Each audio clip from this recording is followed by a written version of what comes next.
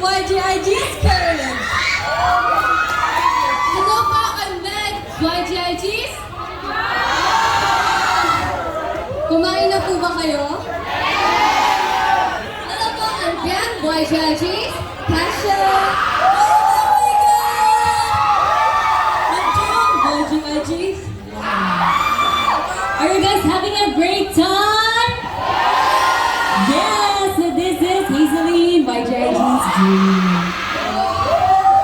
Kamusta naman po kayo tonight? Nag-enjoy po ba kayo?